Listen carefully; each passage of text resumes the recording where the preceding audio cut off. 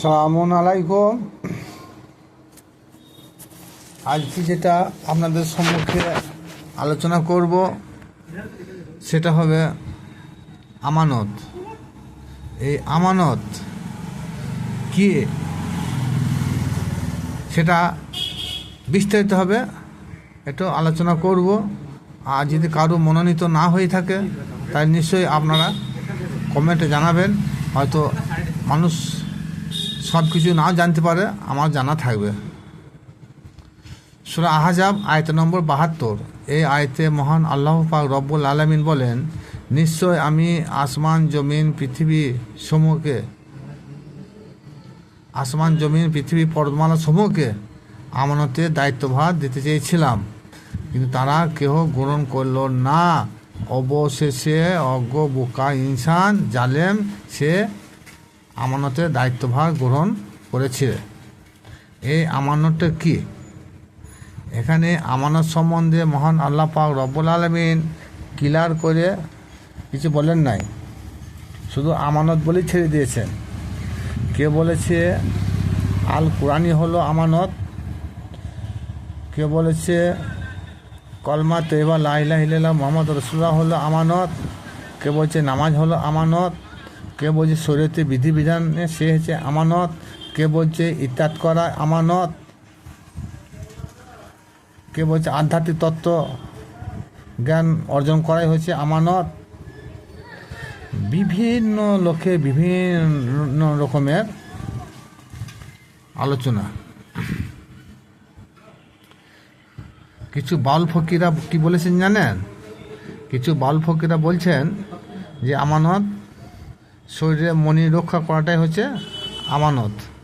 এটা কখনো আমানত হতে পারে না, কারণ এই আমানত মনিটাই যদি আমানত হলো, তাহলে বনের জন্তু জানোয়ার পশু পক্ষী গরু ছাগল সকল প্রাণীর তো বীর্য আছে বা মনি আছে, তা তারা তো আমানতদার হলো না, তাহলে এটা নয়। এই আমানতের বাংলা অর্থটা বা কি? আমানতের বাংলা অর্থ হলো কোনো ব্যক্তি যদি কারোর নিকট কোনো কিছু জমা বা জিম্মা রাখে, তার প্রয়োজন মতে যখনই খুশি সে চাবে সঙ্গে সঙ্গে তার হাতে আমানত স্বরূপ তুলে দেওয়াটাই হলো আমাদের কর্তব্য। এই নাম হলো আমানত। কি এমন বস্তু যে আল্লাহ আমানত স্বরূপ আমাদের উপরে অর্পণ করলেন? আদমের ওপর যে আমানত অর্পণ করেছেন সেটা হলো আমার মত, সেটা হলো কি আপন রূহ বা স্রোত। এটাই আল্লাহর শ্রেষ্ঠ আমানত। কারণ হলো আকাশের মধ্যে আল্লাহর স্রোত নাই, জমিনের মধ্যে আল্লাহর স্রোত নাই, পাহাড় পর্বতের মধ্যে আল্লাহর স্রোত নাই বা রুহ নাই, জমিনের মধ্যে আল্লাহর স্রোত নাই। তাহলে এই রুহ বা স্রোত এই দুটি বস্তু একমাত্র আদমের উপরে বিদ্যমান। এছাড়া 18,000 মখলুকাতের মধ্যে অন্য কোনো মখলুকাতের উপর এই আল্লাহ পাক রব্বুল আলামিনের স্রোত বা রূহ আল্লাহ পাক অর্পণ করেন নাই। আলেম মাওলানাদের মতে কুরআনই হলো শ্রেষ্ঠ আমানত। কুরআন যদি আমানত হলো, তাহলে যাদের ঘরে কুরআন নাই তাদের আমানতটা কি? মুসলমান ব্যতীত যত জাত আছে তাদের ঘরে তো আল কুরআন নাই, তাহলে তারা কি আমানত রক্ষা করলো বা করবে? সুতরাং কুরআন কখনো আমানত নয়। কোনো তফসিরকারগণ বলেছেন যে নামাজ, রোজা, হজ, যাকাত, ইসলামের যে 5টা স্তম্ভ, এটাই হলো আমানত। এটা ভুল ধারণা। যারা বীর্যকে আমানত বলে তাদেরও আমানত সম্বন্ধে ভ্রান্তি ধারণা।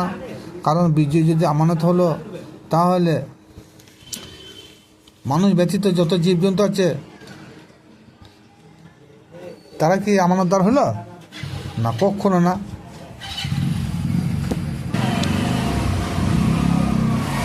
এই মুসলমানদের মধ্যে যদি নামাজটাই যদি আমানত হলো, তা মুসলমান ব্যতীত অন্য কোনো জাতির তো নামাজ পড়ে না। আর বিশ্বের মধ্যে কম বেশি বোধহয় 36,000 জাতি আছে, তার মধ্যে নামাজ পড়ে একমাত্র মুসলমান। এখান থেকেও বোঝা গেল নামাজ আমানত নয়। আদমের নিকট যে আমানত অর্পিত আল্লাহ করেছেন, যখনই তিনি নিজের আমানত বুঝে নেবেন, তখন আদম আমানত দেওয়ার পর দুনিয়ার জিন্দেগি তার খতম বা শেষ হয়ে যাবে।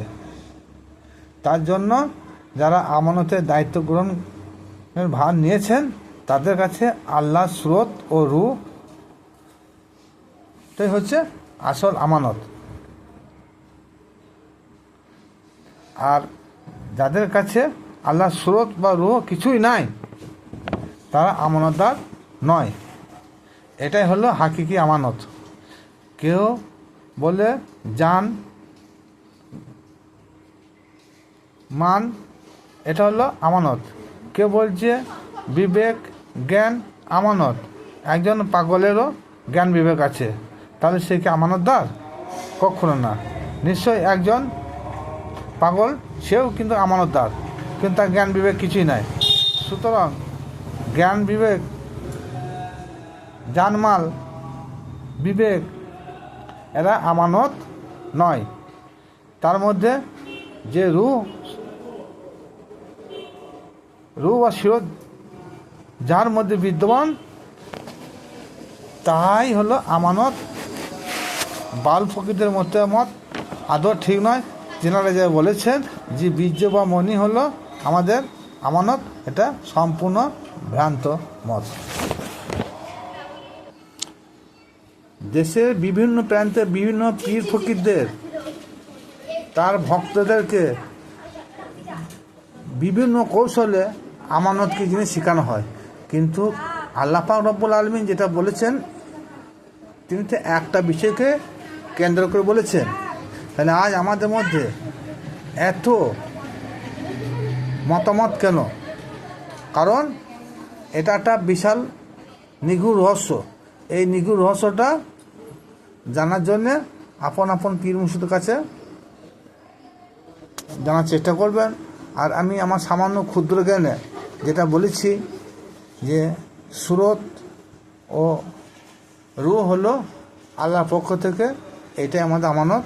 তাছাড়া 18,000 মৌলিকতার মধ্যে আল্লাহর সুরত কোনো প্রাণীর উপরে নাই, আর রূহ মানব ব্যতীত কার উপরে আল্লাহ পাক নিক্ষেপ করেন নাই। আমার মত